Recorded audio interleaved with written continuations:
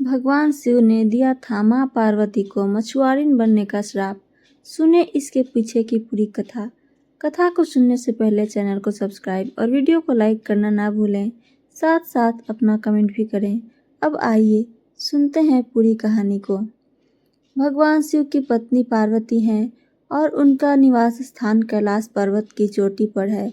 भगवान शिव हर दिन पार्वती को वेदों की कठिन कठिन बातें समझाते थे।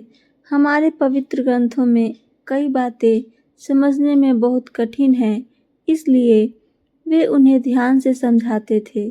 यह सिलसिला सालों तक चलता रहा। एक दिन ऐसा हुआ कि पार्वती को भगवान शिव का स्पष्टीकरण उबाऊ लगा और उनका ध्यान भंग हो गया। जब भगवान शिव ने देखा कि उनका ध्यान भंग हो गया है, तो उन्होंने अपनी तीसरी आँख से, जो उनका विध्वंसक पहलू है, उन्हें श्राप दे दिया।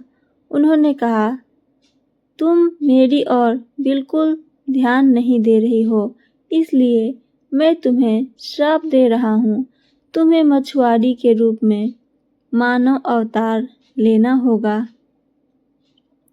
श्राप तो श्राप होता है, इसलिए पार्वती को धरती पर आना पड़ा।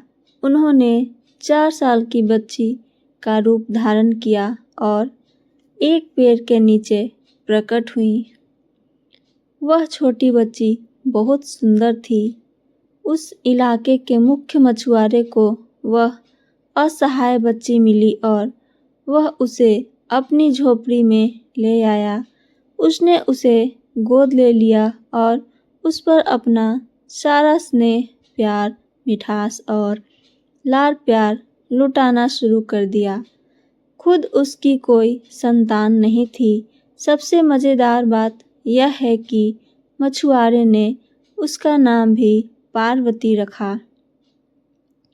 कैलाश पर्वत पर उनका असली नाम भी पार्वती ही था और जब वह बेटी की भूमिका निभाती थी तो भी वही होता था। इस बीच भगवान शिव बहुत दुखी थे। वे दयनीय रूप से रो रहे थे। मैंने क्या किया? मैंने क्या किया? मैंने अपना क्रोध क्यों व्यक्त किया? अब मेरी ओर देखो। उसके बिना मैं एक पल भी जीवित नहीं रह सकता। भगवान शिव का मुख्य सेवक एक सफ़ेद बैल है, जिसे नंदी कहते हैं। हालांकि वह एक बैल हैं, लेकिन नंदी बात कर सकते हैं। उसे दुख हुआ कि भगवान शिव को पीड़ा हो रही है, इसलिए उन्होंने कहा, आप पार्वती को यहाँ वापस क्यों नहीं लिवा लाते? आपके पास इतनी सारी रहस्यमय शक्तियाँ हैं। आपको बस अपनी तीसरी आँख का इस्तेमाल करके उसे वापस ला सकते हैं। भगवान शिव ने उत्तर दिया, नहीं, मैं ऐसा नहीं कर सकता। मैं बहुत स्पष्ट रूप से देख रहा हूँ कि वह एक मछुआरे से विवाह करने जा रही है। अभी वह बड़ी हो रही है। अफसोस मुझे नहीं पता कि वह कब मेरे पास वापस आ पाएगी। नंदी ने कहा, मैं आपको कष्ट में नहीं देख सकता। यह असहनीय है। मैं आपकी समस्या का समाधान करूँगा। भगवान शिव बहुत हैरान हुए। तुम मेरी समस्या का हल करोगे? यह ऐसा था जैसे कोई दास कह रहा हो कि वह मालिक की समस्या हल करेगा। फिर भगवान शिव ने कहा, ठीक है, कृपया मेरी समस्या हल करो। नंदी ने जो किया वह एक व्हेल का रूप धारण करना था। वह उस पानी में घुस गया जहाँ उस गांव के मछुआरे मछली पकड़ते थे। हर दिन अपनी छोटी नावों में वे बाहर जाते और मछलियाँ पकड़ते। फिर वे अपनी मछलियाँ बाजार में बेचते। इस विशाल व्हेल ने मछुआरों को परेशान करना शुरू कर दिया और साथ ही यह उन छोटी मछलियों को भी खा रही थी जिन्हें वे पकड़ते थे। मछुआरे बहुत असहाय थे, वे कोई मछली नहीं पकड़ पा रहे थे और उनकी नावें अक्सर व्हेल द्वारा पलट जाती थी। वे सभी बहुत दुखी हो गए। मछुआरे अपने समुदाय के मुखिया पार्वती के दत्तक पिता के पास आए और उन्हें अपनी वर्तमान दुर्दशा बताई।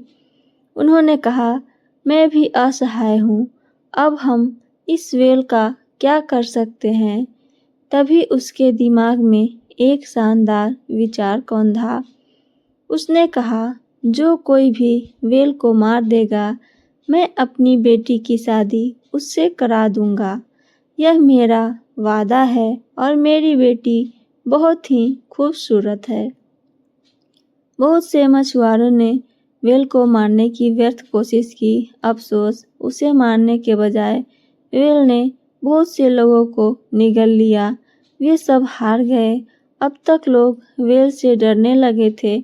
जो मछुआरे अभी भी बचे थे, वे उसके पास जाने की हिम्मत नहीं कर पाए और वे उसे मारने की कोई और कोशिश नहीं करना चाहते थे। अब वे पहले से भी ज़्यादा दुखी थे। वे अपनी आजीविका चलाने के लिए कोई मछली नहीं पकड़ सकते थे और वे जानते थे उन्हें यह खूबसूरत लड़की शादी में नहीं मिलने वाली है। एक दिन नंदी भगवान शिव के पास संदेश लेकर लौटे। उन्होंने कहा, मुख्य मछुआरा कह रहा है कि जो कोई भी व्हेल को मार सकता है, जिसका मतलब है कि मैं उसकी सुंदर बेटी से विवाह कर सकेगा। यह उसका वादा है।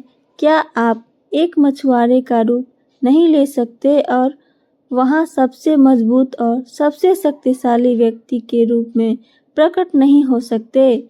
आप व्हेल को मार सकते हैं और फिर आप अपनी सबसे सुंदर पत्नी को वापस लाने में सक्षम होंगे। भगवान शिव ने कहा, ओह, यह तो बढ़िया विचार है, मैं जा रहा हूँ। भगवान शिव ने एक युवा पुरुष का रूप धारण किया जो हर तरह से सबसे शक्तिशाली और सुंदर था। फिर वह उस गांव के मछुआरे के सामने प्रकट हुए। उन्होंने कभी इतना मजबूत और सुंदर आदमी नहीं देखा था। वे अपने बीच उसका स्वागत करके बहुत खुश थे। मछुआरों के मुखिया ने कहा, मैं बहुत खुश हूँ, तुम कौन हो? भगवान शिव ने उत्तर दिया, मैं यह नहीं कहना चाहता कि मैं कौन हूँ, बस मुझे बताओ, क्या तुम अपना वादा निभाओगे? अगर मैं व्हेल को मार दूंगा तो? मुख्य मछुआरे ने कहा, जरूर, अगर तुम व्हेल को मार दोगे तो मैं अपना वादा जरूर निभाऊंगा। मेरी बेटी तुम्हें मिलेगी। भगवान शिव ने जल में प्रवेश किया और इस व्हेल को मार डाला और इस तरह नंदी को उसके ही स्वामी ने मार डाला। फिर शिव और पार्वती का विवाह धरती पर हुआ और वे फिर से कैलाश पर्वत पर वापस आ गए। नंदी भी वापस आ गए और फिर से भगवान शिव के सबसे करीबी अनुचर बन गए। उसके बाद भगवान शिव ने कहा कि वे अपनी पत्नी को कभी भी वेद नहीं पढ़ाएंगे। वे दूसरी बार पार्वती को खोना नहीं चाहते थे।